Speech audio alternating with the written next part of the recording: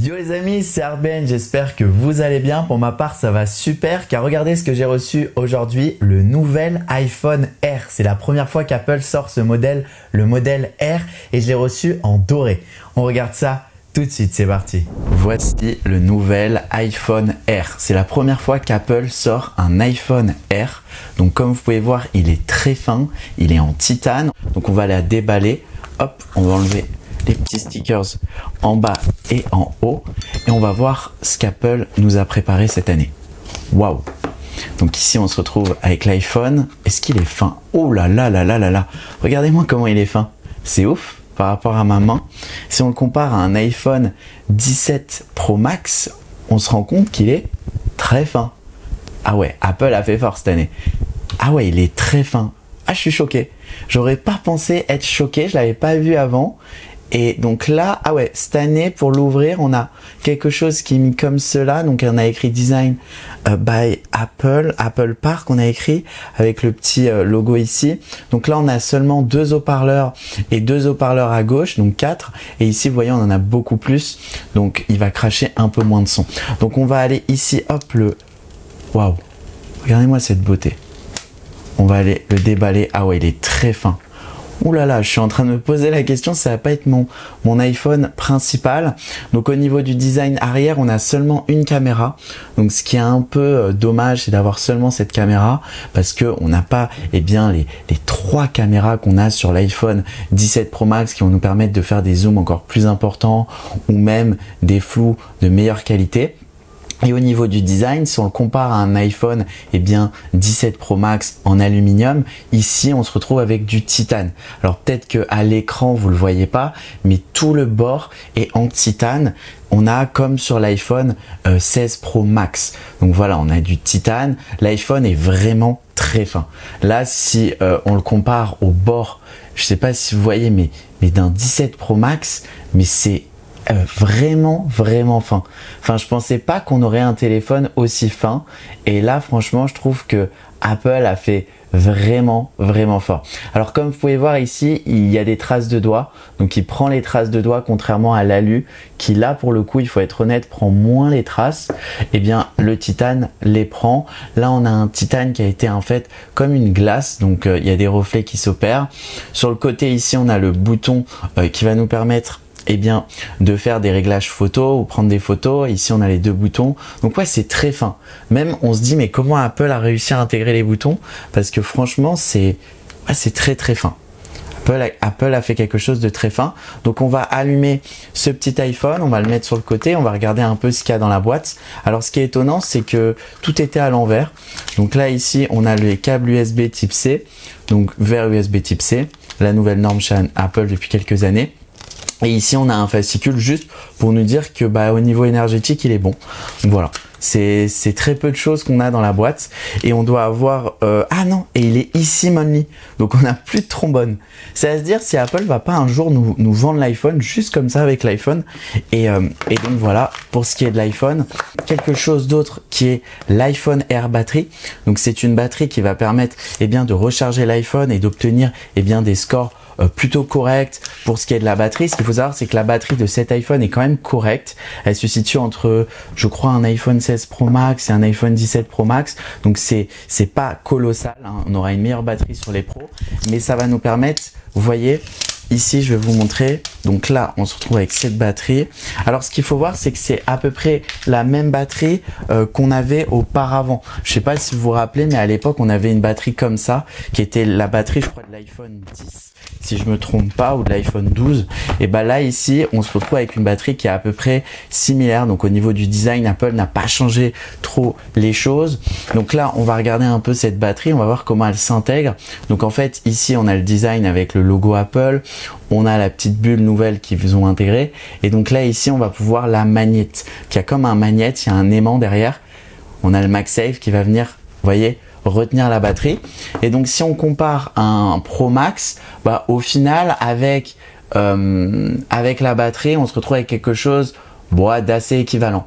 Donc c'est vrai que c'est intelligent de la part d'Apple, et c'est de se dire ok, j'ai besoin de la batterie, et je peux avoir une batterie comme ça que je vais pouvoir rajouter derrière, et je trouve ça pratique. Après à tester à l'usage si ça fonctionne vraiment, si on obtient des rendements qui sont intéressants, mais c'est vrai que là je l'ai connecté, là on voit 62% charged. Donc là on va aller configurer le téléphone, donc on va faire français, ensuite on va mettre en France, et donc on va lancer la configuration de cet iPhone. Alors comme vous pouvez voir, le design est vraiment intéressant si on enlève la batterie, parce que le téléphone est vendu sans la batterie est en achat supplémentaire. Ce qu'il faut savoir, c'est qu'elle coûte, je crois, une centaine d'euros, donc c'est assez cher quand même, c'est pas quelque chose qui est peu cher, et donc avec le téléphone, on se retrouve avec des prix qui sont équivalents au Pro Max. Donc c'est là où se pose la question de se dire, est-ce qu'il vaut mieux acheter un 16 Pro Max, un 17 Pro Max plutôt, ou un iPhone Air? C'est un peu la question de cette année. Il n'y a pas vraiment en fait de réponse à cela. C'est un peu en fonction de vos choix, et il y aura une vidéo qui sera faite, parce que bien sûr je l'ai pas encore testé, donc je vais le tester et je vous dirai voilà quoi, est-ce qu'il faut prendre le iPhone 17R ou tout simplement l'iPhone 17 Pro Max. Alors je dis iPhone 17R, je me trompe parce que moi je suis habitué aux numérotations, mais en fait c'est l'iPhone R tout simplement. C'est le premier, donc iPhone R numéro 1 je dirais, si Apple en sort d'autres. Donc là on va se connecter au Wi-Fi. L'iPhone R est en train de s'activer, alors je m'excuse si j'ai dit iPhone 17R, c'est bien iPhone R. Donc on va le mettre à jour plus tard, on va faire continuer. Ensuite, il nous demande si on est adulte, on va dire qu'on est adulte. Le Face ID, donc on a Face ID en haut comme sur les autres iPhones, donc il va nous permettre de déverrouiller l'iPhone avec le visage. Donc là, ici encore une fois, on va faire continuer. Donc là, on peut le configurer, on le fera plus tard. Ensuite, on peut créer un code, mais là, je vais pas le faire encore. Et là, on va faire ne pas utiliser de code. Donc là, on va faire ne pas transférer. On peut transférer toutes ces données via un autre iPhone. Et ici, on va dire qu'on n'a pas de compte Apple. On le configurera plus tard. Mettre à jour uniquement plus tard. Configurer plus tard. Donc là on se retrouve avec une puce qui est assez bonne, parce que c'est la même puce qu'on a sur les Pro Max, donc c'est la nouvelle puce A19 Pro.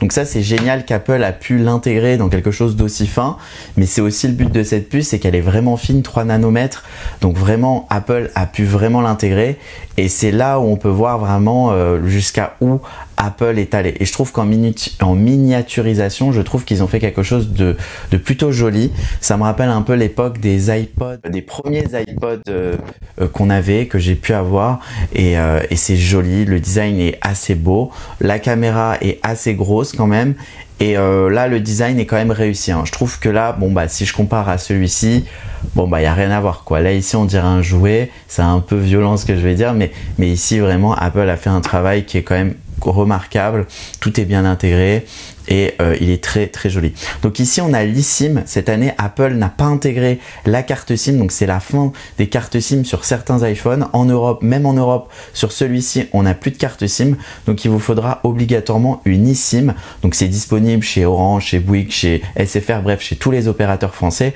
Donc ça c'est génial, vous pouvez l'utiliser directement, et c'est bien dommage que Apple ne l'ait pas intégré sur l'iPhone 17 Pro Max pour le coup, parce que ça aurait permis d'avoir une plus grosse batterie comme aux États-Unis. Ça veut dire quoi? Ça veut dire que si vous l'achetez en Europe ou aux États-Unis, vous aurez exactement la même batterie, donc il n'y aura pas entre guillemets d'arnaque, c'est-à-dire vous ne serez pas dévalorisé par rapport à d'autres continents. Et ça, je trouve ça génial, c'est que Apple ne fait pas de différence entre les pays.